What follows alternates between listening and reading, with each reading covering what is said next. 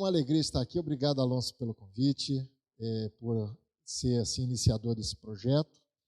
Então, uma honra muito grande estar com vocês aqui.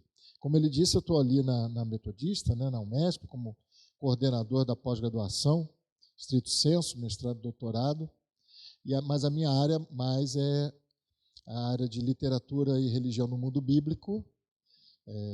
Sou pesquisador do cristianismo primitivo e a gente faz toda uma discussão não só da questão histórica do cristianismo primitivo, mas também as discussões hermenêuticas em torno dessa realidade dos textos que foram elaborados pelo cristianismo primitivo. Então, a minha proposta é trabalhar realmente esse debate sobre hermenêutica bíblica. Eu não vou aqui repetir muita coisa até que o André falou, mas eu acho que é importante apresentar para vocês, em primeiro ponto, que é o dilema hermenêutico. O dilema hermenêutico que nasce nessa construção, que vem de Schleiermacher, vem depois dos estruturalistas e mais recentemente com a nova hermenêutica, né, a virada linguística, em que você vai do autor como o foco da hermenêutica, qual a intenção do autor, né, o que ele está pensando, para o texto, com as suas estruturas, seus esquemas, as suas elaborações próprias, quando se diz assim, não dá para chegar no autor, isso é uma ilusão. Mas o que nós temos? Nós temos o texto. Então, o texto é que a gente vai analisar e nós vamos interpretar os signos do texto, os símbolos do texto, os significados que o texto tem para nós. Só que aí, mais recentemente, a virada linguística disse assim, mas eu tenho algo a dizer, eu tenho um pressuposto, eu tenho meus pensamentos. Por mais que o texto tenha a sua estrutura, na hora de interpretá-lo, eu farei conexões que talvez você não possa fazer. Então, entra o lugar do leitor. O leitor, então, mais recentemente, passou a ter uma prioridade na função interpretativa, mais do que o autor, mais até do que o próprio texto. E isso trouxe muito conflito, evidentemente, especialmente quando esse texto não é qualquer texto, mas é a Bíblia. Porque aí começa a surgir uma questão. Se o leitor é que determina a interpretação do texto, qual é o critério, qual o parâmetro, qual o limite para essa interpretação?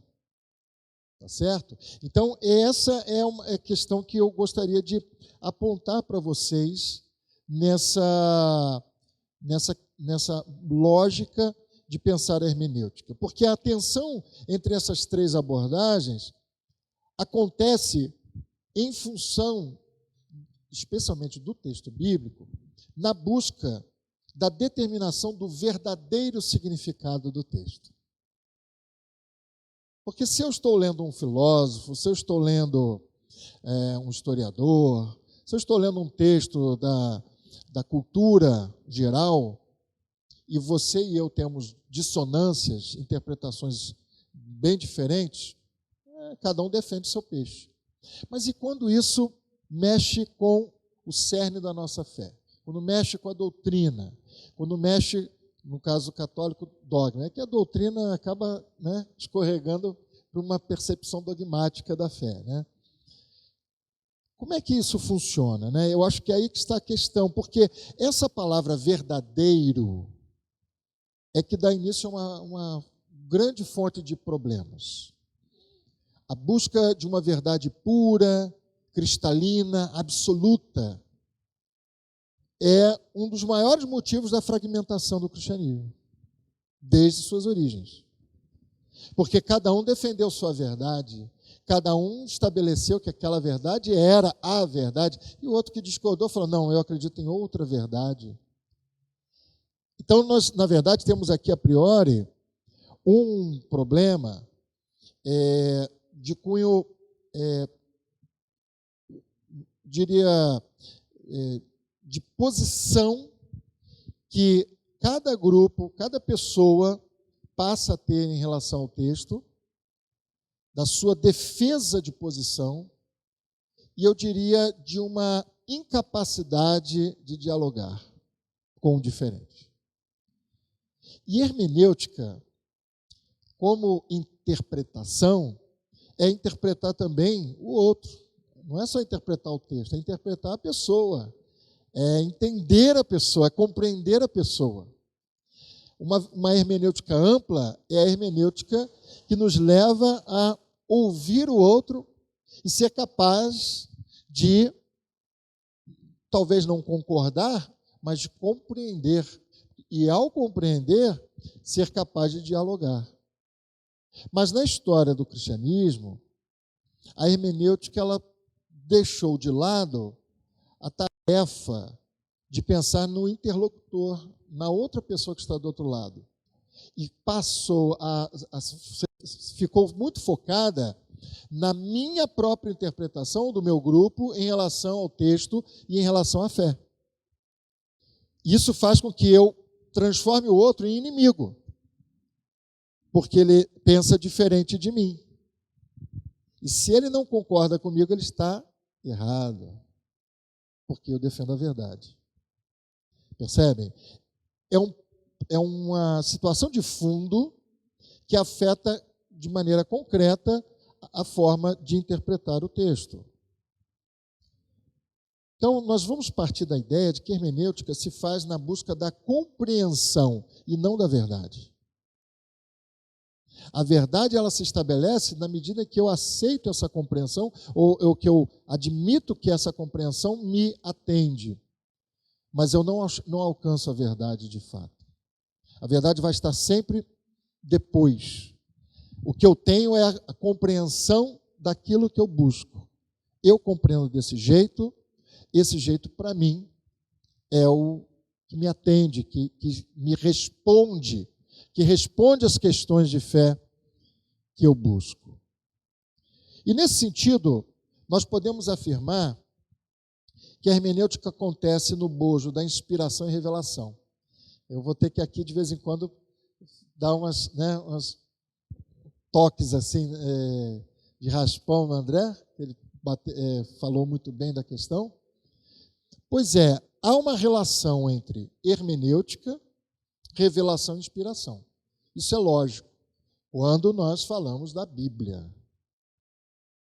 Porque nós cremos que a Bíblia é revelação de Deus.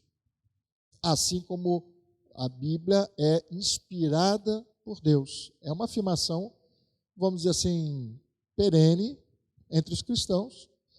O que isso significa? Há camadas de análise sobre o que significam essas duas afirmações que eu fiz. E eu vou colocar aqui um critério, uma forma de compreensão dentro da lógica que eu quero apresentar para vocês e que vocês podem discordar. Pode ser que vocês pensem bem diferente, tá bom? Eu não estou aqui dizendo que é a verdade.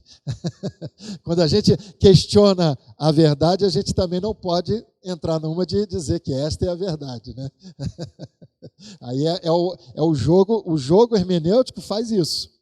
Se eu abro mão de afirmar que eu estou defendendo a verdade, que existe só uma verdade, eu estou defendendo uma forma de crer, uma posição que para mim atende, mas pode ser que não atenda a vocês.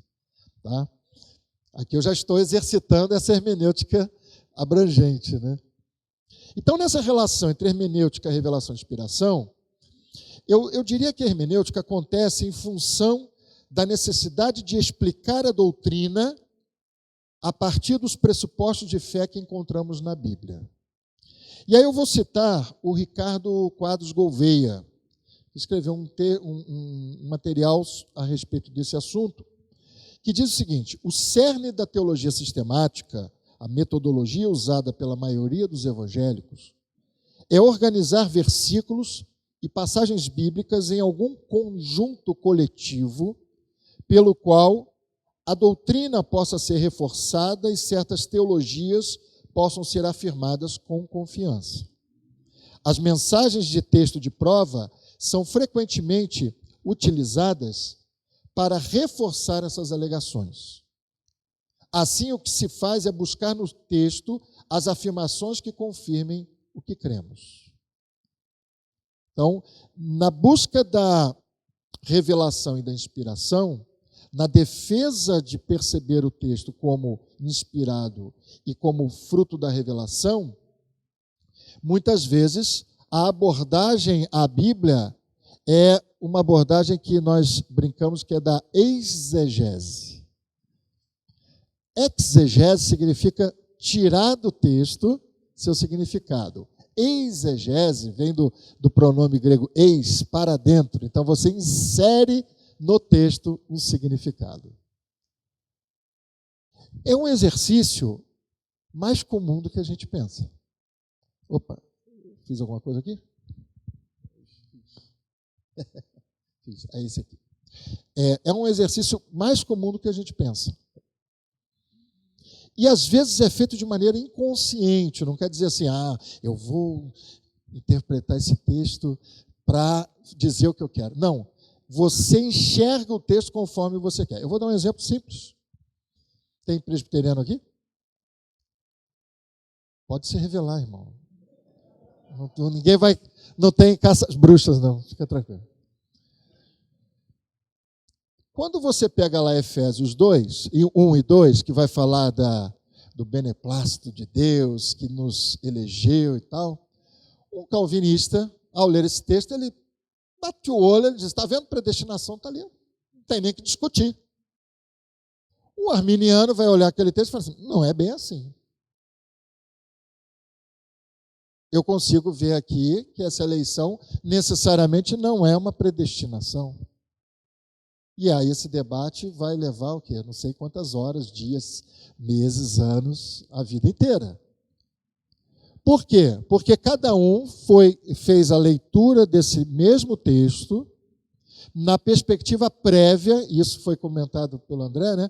Perspectiva prévia da inspiração a qual ele tem percepção do texto bíblico, da revelação que o texto bíblico tem para ele, para essa pessoa. O texto bíblico se revela já numa perspectiva doutrinária. Se fosse uma pessoa católica, numa perspectiva dogmática.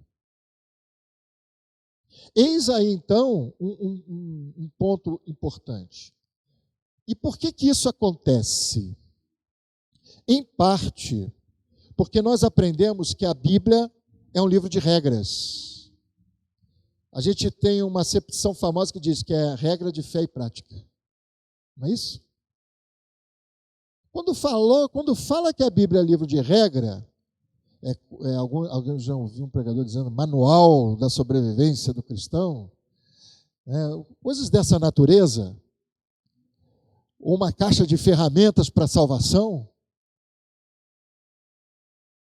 nós automaticamente colocamos na Bíblia um precedente de elemento central para a salvação, às vezes maior que o próprio Jesus. Jesus é o nosso Salvador? Sim, mas a partir da Bíblia. Nós não afirmamos isso, ninguém aqui é louco de pregar isso. Mas na prática é o que as igrejas praticam, vivem. Porque se você não estiver de acordo com as regras bíblicas, a tua fé não vai servir de nada. E é curioso que nós somos os defensores de que não existe salvação pelas obras. Mas é o que a gente mais cobra dos crentes. E essa hermenêutica que se faz do texto, que é uma hermenêutica concreta, rígida, uma hermenêutica às vezes muito literalista, ela pode gerar o que alguns têm chamado de bibliolatria, que é um fenômeno que é tão nocivo para a fé cristã quanto o que nós chamamos de idolatria aos santos, a Maria, que é quando você tira de Deus o escopo central da tua fé e você diminui Deus a um objeto, a alguma coisa abaixo dele. E parece que que uma coisa não tem nada a ver com a outra, mas Tem tudo a ver, porque se eu vejo a Bíblia deste modo, o modo como eu encaro a Bíblia vai determinar o modo como eu vou fazer a interpretação dela. Se eu a vejo de forma tão absoluta, tão central, então o respeito sacrossanto ao texto vai limitar a minha capacidade hermenêutica. Porque eu vou ficar sempre com medo de incorrer em alguma blasfêmia contra o texto.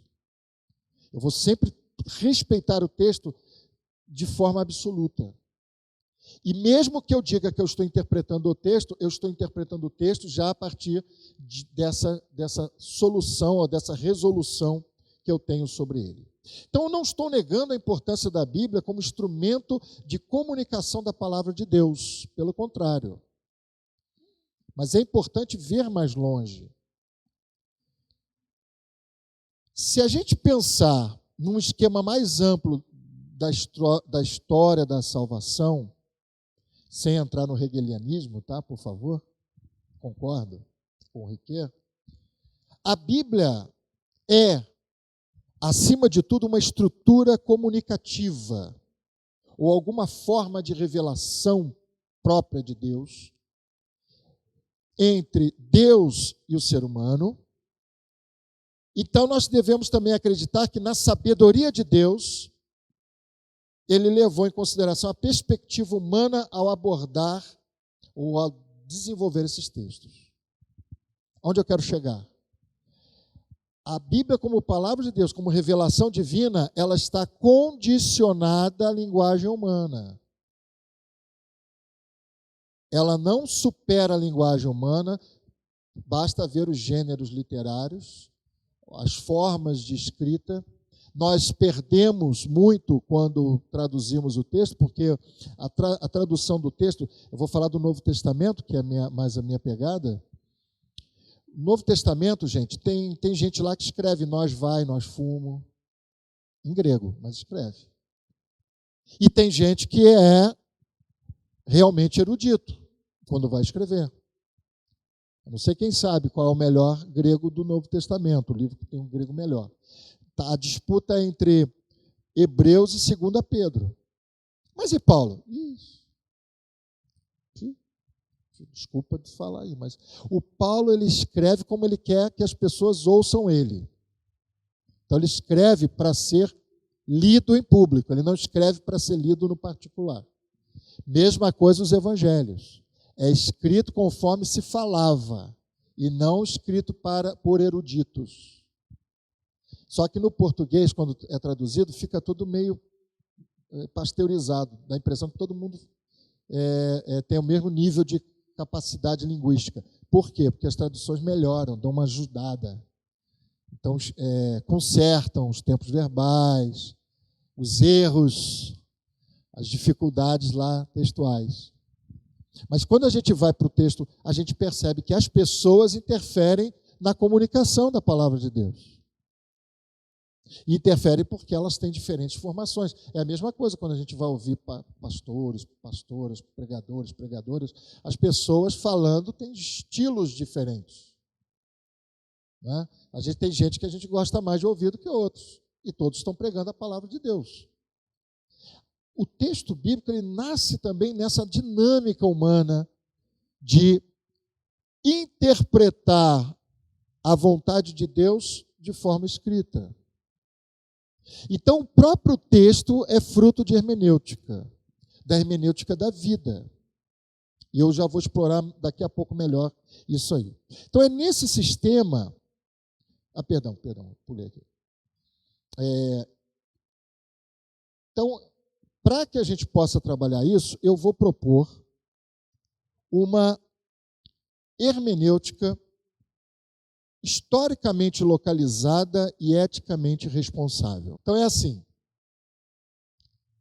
se eu falei antes que quando nós podemos nos aproximar do texto, né, cada um de nós tem liberdade de ler o texto, o leitor, a leitora é que vai determinar o significado. Então, qual é o critério que se pode estabelecer? De que maneira podemos estabelecer limites que não sejam necessariamente limites impostos por uma estrutura institucional. A Igreja Católica, durante muitos séculos, ela determinou a interpretação. Para isso, criou o magistério, que existe até hoje. Mas, a partir da Reforma Protestante, um monte de gente deu banana, né, para o magistério e falou, não vai ser do jeito que vocês interpretam, nós temos a interpretação. Só que esse pessoal cada um foi para o seu nicho, mas ainda assim criou diferentes estruturas. E esse nicho vai se quebrando. Até o século, eu não tenho certeza do que eu vou falar, mas eu vou dizer para vocês que até o século XVIII era difícil que cada um tivesse uma Bíblia individual, por mais que a Bíblia já fosse impressa. Mas a maioria das pessoas ainda não estava acostumada a ter a sua Bíblia, né? Acho que a partir do século XVIII, o iluminismo é que trouxe essa coisa de dar a Bíblia na mão das pessoas.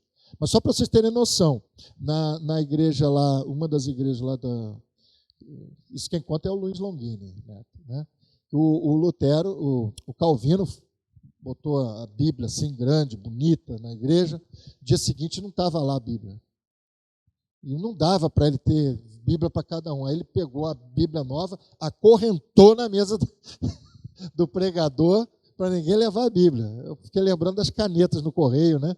Que você, ou no banco, quando a gente ia no banco tinha que assinar, tudo com correntinha, né? O pessoal doido para ter a Bíblia, mas não tinha para todo mundo. Na medida em que a Bíblia começa a chegar na mão de todo mundo, e até a Dona Maria, o seu Zé tem lá a sua Bíblia, e consegue aprender a ler, porque esse é o outro passo, né? Uma coisa é ter a Bíblia, outra coisa é ler a Bíblia, né? O povo começa a aprender a ler a Bíblia, as pessoas começam também a pensar, ler. Muitas, influenciadas pela igreja, leem aquilo que a igreja determina, a sua denominação, o seu pastor, sua liderança. Mas outras pessoas começam a ler de outros modos. Então é preciso, a gente pode pensar aqui que é importante ter critérios que não dependam da instituição, porque a Bíblia está aí. Você vai hoje numa livraria qualquer e tem lá uma parte só de Bíblias, e muitas Bíblias, né? Tem várias Bíblias, de vários tipos, inclusive Bíblia desconectada do sistema religioso, como a Bíblia do Frederico Lourenço, né? A tradução do Frederico Lourenço, que é uma Bíblia chamada Bíblia secular, Bíblia leiga. Por quê? Porque ele não é católico, ele não é protestante, ele não é nada. Ele é um homem que traduziu a Bíblia como livro antigo, escrito em grego. Ele é estudioso de grego, traduziu para o português. De Portugal, mas é português. E está lá, fazendo agora também outros projetos em torno dela.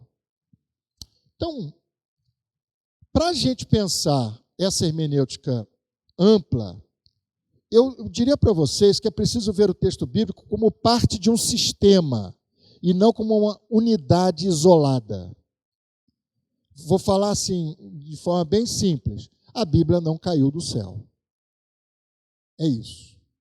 A Bíblia não caiu de paraquedas no nosso meio. É construção histórica. Tem a ver com o relacionamento entre Deus e a humanidade e entre as pessoas entre si. A Bíblia não nasce, e aí eu achei legal também que o Riquet, o André trouxe para a gente, né, a questão da coletividade. A Bíblia não é um instrumento da individualidade, é da coletividade.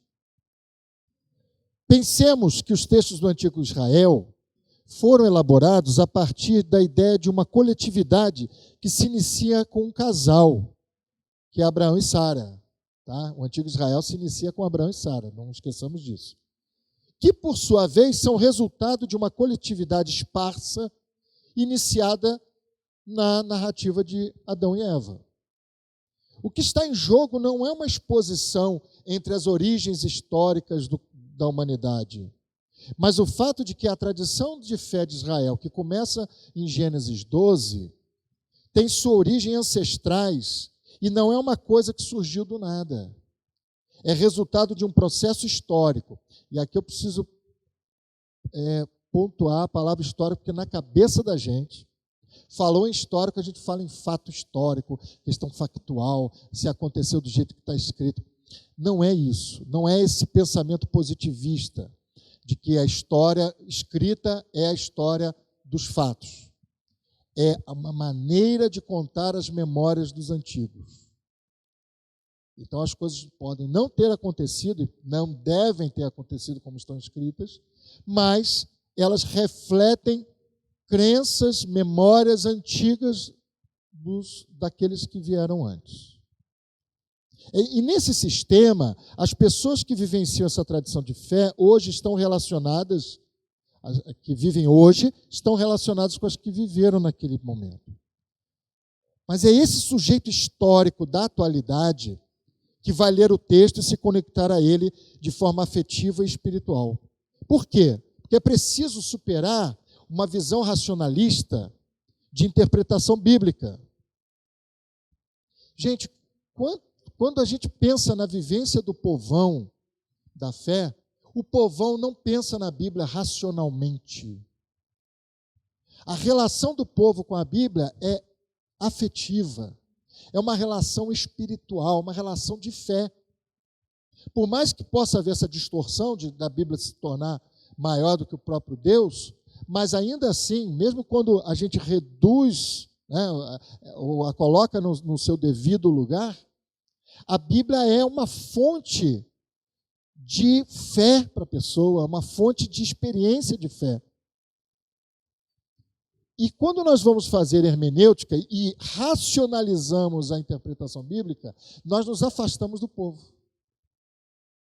Nós vamos na direção do que, não vou falar nem da academia, porque a academia hoje já está levando em conta a questão da afetividade, mas eu diria de uma interpretação rígida do texto. Então é preciso superar essa visão. Ela é afetiva, ela é vivencial, ela é localizada em circunstâncias concretas. Carlos Mestre já dizia, primeiro vem a vida, depois o livro, depois a Bíblia. Essa aparente subordinação do texto à vida demonstra que ele, o texto bíblico, nasceu para dar resposta aos problemas vividos, que em alguns momentos são similares aos nossos. É só pegar o texto de Jó. O cara tem tudo, de repente não tem nada. É aquelas viradas da vida, aquele plot twist da vida que tira tudo da pessoa. E ele, sem saber o que fazer, ele vai questionar. Por que isso está acontecendo? Então, essas situações que são retratadas no texto refletem, dão eco na vida da pessoa hoje, que às vezes está vivendo a mesma situação e vai para o texto fazer a mesma pergunta. Ou seja, primeiro é a vida, depois o texto. Aquela história de Jó só existe como está no texto bíblico, porque antes houve situações, e aí eu não vou entrar em discussão se Jó existiu, se Jó não existiu, que época existiu, né? Porque isso é uma coisa que quem estuda o Antigo Testamento costuma debater, mas a questão é, sempre tem gente que sofre e tem reveses muito sérios da vida. Ou seja, se não existiu aquela pessoa com CPF lá, né, naquele lugar, mas aquelas situações eram marcantes e estavam no horizonte de quem elaborou o texto. Aquela poesia tão profunda. Então, uma hermenêutica historicamente localizada, ela tem a ver com o fato de que não existe uma interpretação absoluta e universal para os textos. A compreensão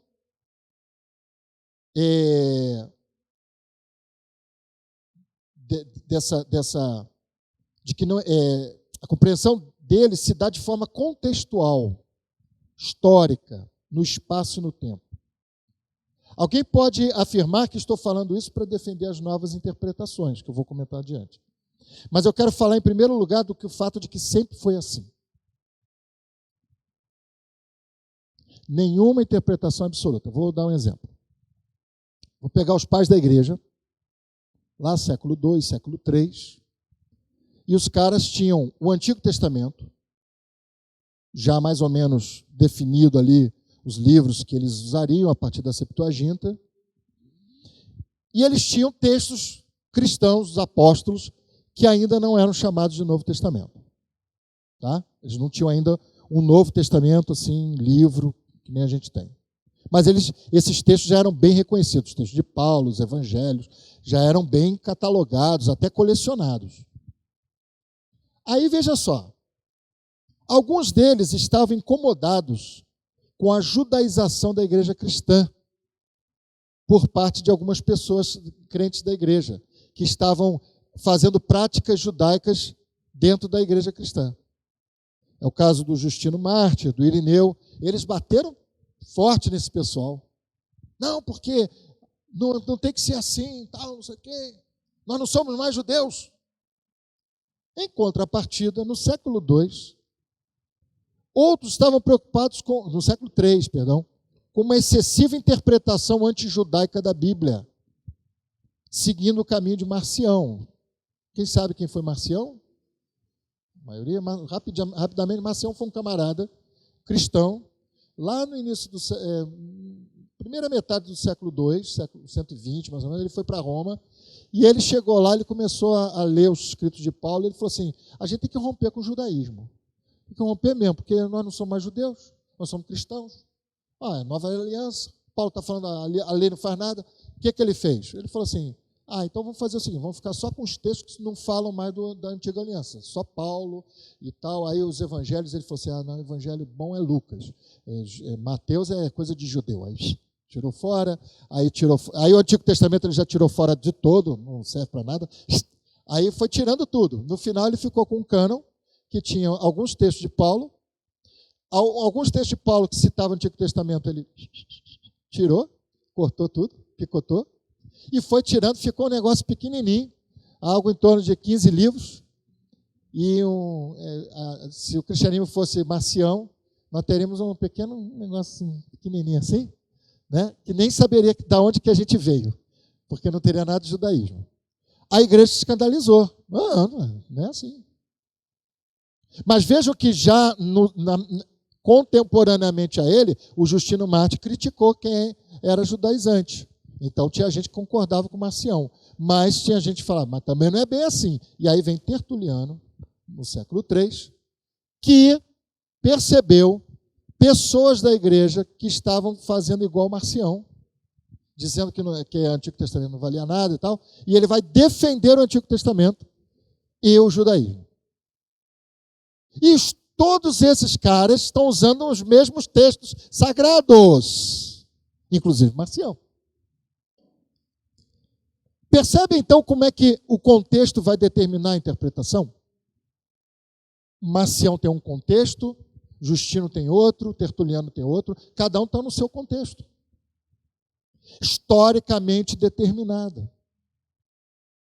São contextos claros que cada um foi motivado para responder a problemas do seu tempo. Então, nesse paradoxo quase contraditório, fica evidente como as interpretações das Escrituras foram condicionadas pelo momento, pelo contexto, pela condição histórica vivida. Hoje não é diferente.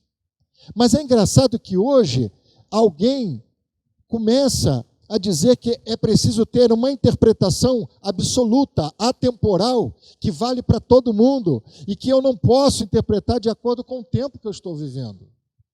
Porque nunca foi assim. Não é verdade que nunca foi assim. Eu estou mostrando aqui um exemplo simples. O outro exemplo que eu poderia citar é da Reforma Protestante. Não é? A mesma reforma gerou diferentes interpretações, diferentes escolas, que vão cair no problema da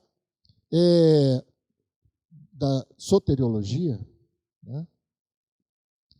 Mas não basta pensar que a hermenêutica tem que ser historicamente localizada, ou condicionada, ou respeitar o condicionamento histórico da hermenêutica.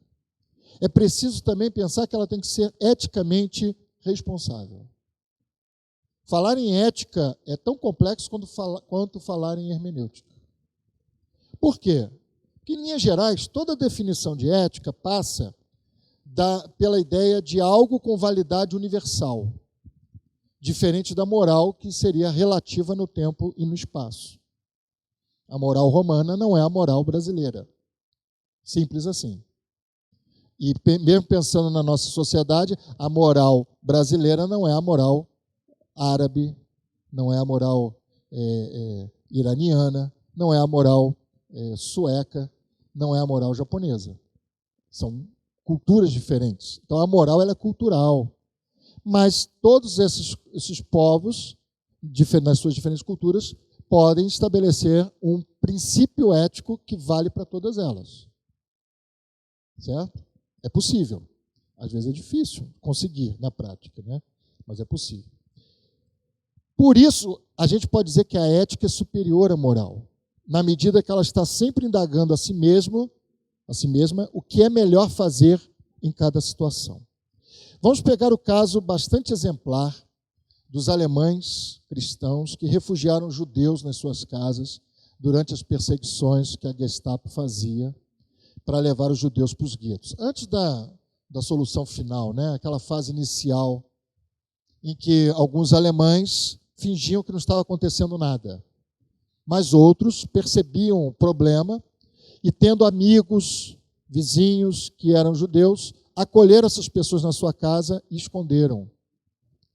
E quando chegava o oficial da Gestapo, essas pessoas simplesmente diziam: não tem ninguém aqui não, pode procurar. Mas se você procurar, saiba que eu vou reclamar ao oficial que você está invadindo minha casa. Você sabe quem eu sou, né? Aí, às vezes o cara era um político, alguém assim importante. E aí o cara da Gestapo, hoje eu não vou fazer a revista. Aí ia embora. Como cristãos, eles estavam mentindo. Então, eles estariam incorrendo num pecado. Afinal de contas, né? Várias vezes a Bíblia diz para não mentir. Porém, eles se sentiam eticamente mobilizados na preservação da vida daquelas pessoas. E a mentira, então, era justificada para que a vida fosse preservada. Pois bem, é aí que eu quero chegar. Nós precisamos pensar que a ética tem um ponto central ao qual nós devemos nos apegar. E eu diria que isso está muito claro na Bíblia. Eu vou pegar 3 exemplos, sem entrar em detalhes. As parteiras de Faraó, vocês conhecem a história. Raabe, vocês conhecem também a história. E os magos que visitaram Jesus, vocês também conhecem a história. 3 casos, para dizer que devem ter outros, só a gente fazer uma busca mais minuciosa, mas 3 casos em que houve mentira em favor da preservação da vida. Certo? E a mesma Bíblia diz que não pode mentir. Mas o que a Bíblia está mostrando para a gente, se a gente então olha de forma orgânica o texto? Que, na verdade, quando a vida está em perigo, tudo é justificado para preservar a vida. Então, como princípio ético central, eu diria que o texto bíblico está nos dando um indício muito sério de que a vida está acima da obediência de ordenamentos e mandamentos. Jesus mostrou isso mais de uma vez.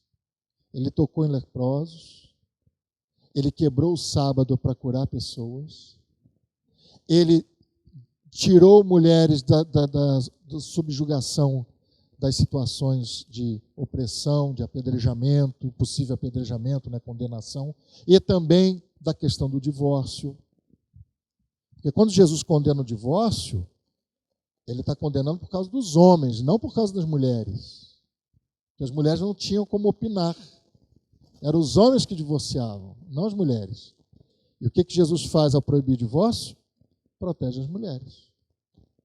Então ele está sempre quebrando regras que, no fim das contas, na prática dessas regras, a vida fica em perigo. Então, o princípio ético que nós vemos aí é da vida. E é interessante que Jesus vai mais longe, no sermão chamado Sermão do Monte. Ele diz que é preciso ter misericórdia e compaixão pelo inimigo. Até o inimigo é digno de viver. Lição dura para nossos tempos, de polarização e desejar o mal para o inimigo. Não há vida que não seja digna, segundo Jesus. Vida, então, é um valor absoluto. Então, a ética que permeia uma hermenêutica bíblica deve levar em conta esse princípio. A vida é o valor universal a ser resguardado. E aí, para falar de quem vai fazer essa análise, eu queria comentar sobre os novos sujeitos históricos. Eu vou falar rapidamente, porque eu quero comentar ainda um texto. Quem é que vai fazer essa hermenêutica? Quem tem direito de interpretar o texto bíblico? Eu gostaria de propor, de forma bem simples, que a gente tem que ser capaz de superar o eclesiocentrismo bíblico. O que é isso?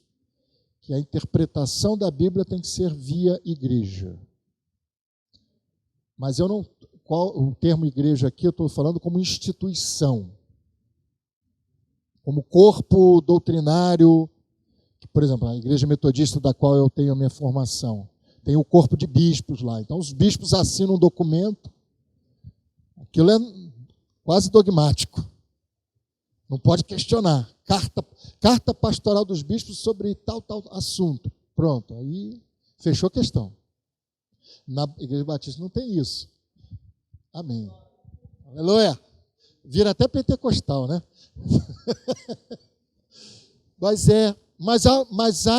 Mas deixa eu tirar um pouquinho a alegria de vocês. Apesar de não ter formalmente esse centro, existe um centro informal, um acordo tácito em torno de elementos que não podem ser questionados. Digam se eu estou errado. Tu dizes. Ok, é um metodista ou um ex-metodista falando, né, de Batista, então tá certo, tu dizes. O que eu quero dizer com isso é que, e aí eu acho que cabe mesmo para as igrejas, né? Cada comunidade tem a sua preocupação, seu foco, seus problemas, seus condicionamentos históricos, suas perguntas existenciais que passam pela fé e pelas dificuldades e que vão no texto bíblico para buscar resposta. Na América Latina e no Brasil, que tem tantas mazelas e desigualdades, tem tanta violência, perda do senso de coletividade, é possível ver grupos se organizando a partir de questões muito concretas da vida. E aí, a questão política, por exemplo, exige uma leitura da Bíblia a partir de um recorte político, que leve em conta a fé e também todas as questões que estão subjacentes à discussão. E aí já começa um problema, para citar só essa questão de uma leitura política para atender a uma realidade para nós hoje. Nossa, só um minuto, Jesus. Como é que você transporta questões de uma realidade tão diferente da nossa, de monarquias, de governos autocráticos, que hoje nós chamamos de ditaduras, né? Governos fechados, para a democracia? Como é que você vai aplicar Romanos 13, que foi escrito num contexto de dominação romana, de um imperador totalmente maluco, que era o Nero, para o contexto de um Brasil que você pode votar e pode criticar o governo? É difícil, não é? E aí a questão de fusão de horizontes precisa ser feito, que acho que vai dar mais confusão do que fusão, né, nesse caso. Aí eu diria que você tem que passar pelo crivo da ética, pelo crivo desse condicionamento histórico do texto e o condicionamento histórico da nossa leitura. Não é possível usar o texto hoje como ele foi usado outrora. Eu, como exegeta, adoro quando dizem assim: vamos ver o que esse texto quis dizer para aquele público. Mas sabe por que eu gosto? porque eu vejo que não dá para aplicar esse texto para os dias de hoje do jeito que ele foi lido na época. É quase impossível. Na maior parte das vezes, é preciso fazer leituras atualizadoras.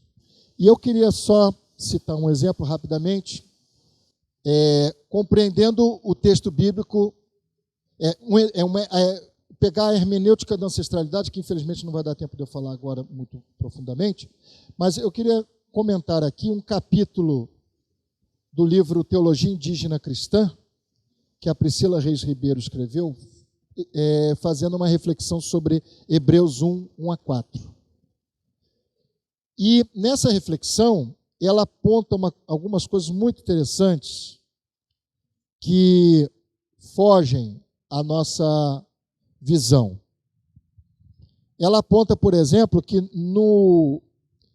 quando diz lá, muitas vezes e de muitas maneiras, Deus falou. Ela diz que a palavra no tupi antigo, o verbo falar, é a mesma palavra para alma. Olha aí, que interessante. Para uma pessoa de língua, de cultura tupi, quando diz que Deus falou, está dizendo Deus expressou sua alma para os povos. Olha que profundidade. Que a gente não tem alcance, porque a nossa linguagem não alcança. E aí ela vai discorrendo sobre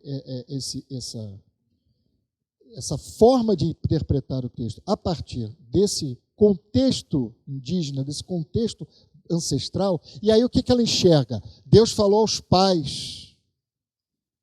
E aí quando você vai para o mundo indígena, os pais são os pais da cultura deles. Os ancestrais. Acho que está bem pequenininho aqui, né? Aqui está assim, ó, compreendendo o texto bíblico a dimensão própria, que é a dimensão do caso dessa cultura, que nesse caso é focada na oralidade, não é uma cultura da escrita, é uma cultura ágrafa. Então Deus falou, ele está se transmitindo por ele mesmo, e em perspectiva animista. Por que isso? Porque mesmo tendo fé em Cristo, o indígena sempre vai acreditar que Deus se manifesta na natureza. Ele não vai achar que a natureza está caída, que a natureza está separada de Deus. Deus está na natureza. Isso também acontece com a teologia africana. A teologia africana, se você ler qualquer livro de teologia africana, é uma teologia que passa pela percepção de que Deus está presente em tudo. Ele está aí. A natureza reflete Deus. E não é uma visão antibíblica. Nossa leitura é que passou a não enxergar isso no texto bíblico. Tá?